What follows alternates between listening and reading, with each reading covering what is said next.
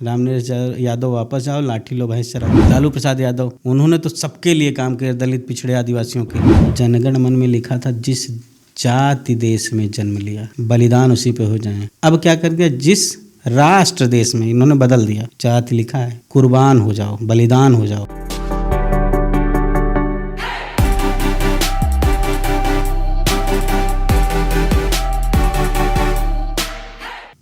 सबसे प्रभावशाली यादव नेता आप किसे मानते हैं? कोई एक। सबसे प्रभावशाली यादव नेता, मुझे लगता है कि अपने अपने क्षेत्र में नहीं, आपके हिसाब से कोई एक का नाम आप लेना चाहें? एक का नाम तो बड़ा मुश्किल है, क्योंकि राष्ट्रीय स्तर पे अभी उस लेवल का काम नहीं हुआ। अगर चंजीत यादव जी, जो राष्ट्रीय महासचिव थे कांग्रेस के, मंत्री थे, विदेश मंत्री थे, बहुत जानकार थे, वो प्रधानमंत्री बनते, कुछ करते, बड़ी चीज़, उन्होंने मंडल कमीशन के लिए बहुत बड़े काम किए। उन्होंने कई बार चलती संसद को ठप करवा दिया, उस सरकार में रहने के बाद भी। ये छोटी बात नहीं कि जिस सरकार में है उसके खिलाफ बात कर रहे हैं। तो अगर वो होते प्रधानमंत्री, उनके पास पावर होती, उनको कुछ करने की उनके कलम में ताकत होती, तब ना करते तो हम कहते। उन्होंने अपने हिस्से की लड़ाई लड़ी। उसके बाद बाबू रामनरेश जी अपने हिस्से की लड़ाई लड़े। मंडल कमीशन नहीं लागू तो उसके पहले उन्होंने 15% आरक्षण दे दिया था ओबीसी को। उनके लिए नारे लगे थे, रामनिवास यादव वापस जाओ, लाठी लो भैंस चराओ। लालू प्रसाद यादव, उन्होंने तो सबके लिए काम किया, दलित पिछड़े आदिवासियों के लिए। उन्होंने लोगों को, कहते हैं बिहार के आदिवासियों को, दलितों को, पिछड़ों को उन्होंने जबान दी, लड़ने का जज्बा दिया। उसी तरह का काम यहाँ हुआ, मुलायम सिंह ने किया। और शरद यादव जी का तो कहना ही नहीं, हो तो मध्य प्रदेश, बिहार, उत्तर प्रदेश सब जगह काम किए।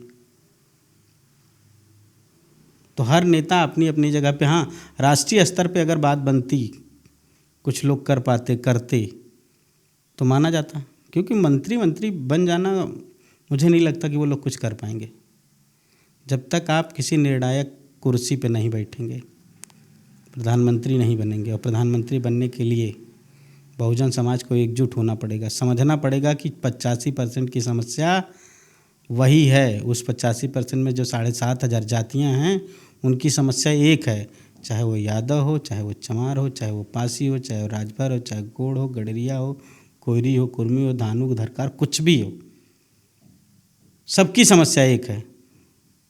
तो उनमें से जो उनकी विचारधारा का चुन के उस गद्दी पे बैठेगा,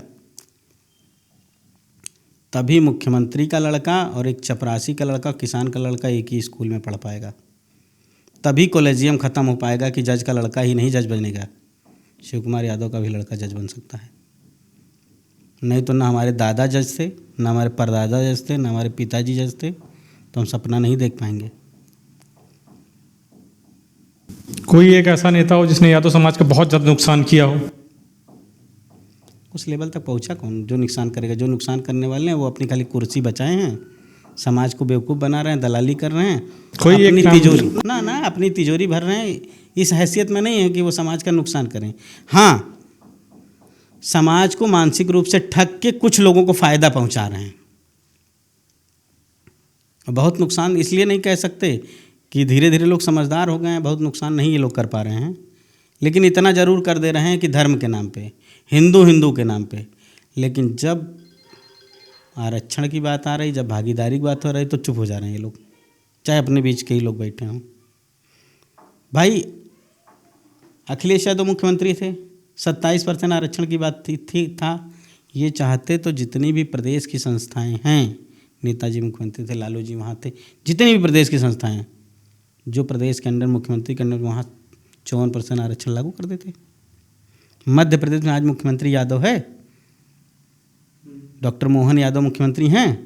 डॉक्टर मोहन यादव 15% आरक्षण को बढ़ा के 27% कम से कम करें, जो सब जगह लागू है, ज़्यादातर प्रदेशों में लागू है।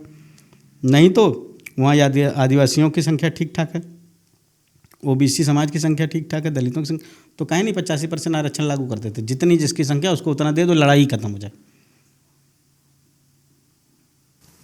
आज के समय में यादव बीजेपी में भी हैं, तो क्या आप उन्हें गलत मानते हैं जो भाजपा के साथ हैं यादव? ना, हम गलत किसी को नहीं मानते हैं। संवैधानिक अधिकार है ना, सब लोग लड़ें, संविधान अधिकार देता है आपको किसी भी दल किसी भी विचारधारा में जाने का, लेकिन ये दिमाग है जिस जनगण मन में लिखा था जिस जाति देश में जन्म लिया बलिदान उसी पे हो जाए।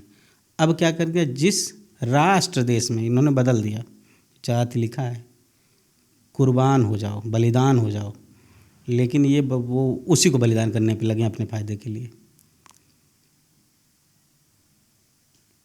तो इतना तो सोचे समझे, वो लोग सोचे समझे। ठीक है, तुमने चुन दिया, सवाल तो पूछो उससे कि तुमको चुन के क्यों भेजा था।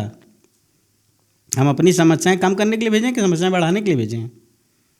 हमने तुमको मुख्यमंत्री बनाया तो हमारे बच्चों की हत्या हो, हमारे बच्चे पढ़ ना पाएँ, हम अच्छा खा ना पाएँ, हम अच्छी स्वास्थ्य सुविधा न ले पाएँ, क्या इसलिए भेजा है? हमने इसीलिए न भेजा है कि हमारी सारी व्यवस्थाएं दुरुस्त रहें, जो एक मानवीय ज़रूरत है, जो हमारे अधिकार हैं वो मिलें। अगर नहीं मिलना है तो इसका मतलब तुम बेईमान हो। तुम राष्ट्रगीत को भी नहीं मानते हो तो तुम राष्ट्र को कहाँ से मानोगे, समाज को कहाँ से मानोगे?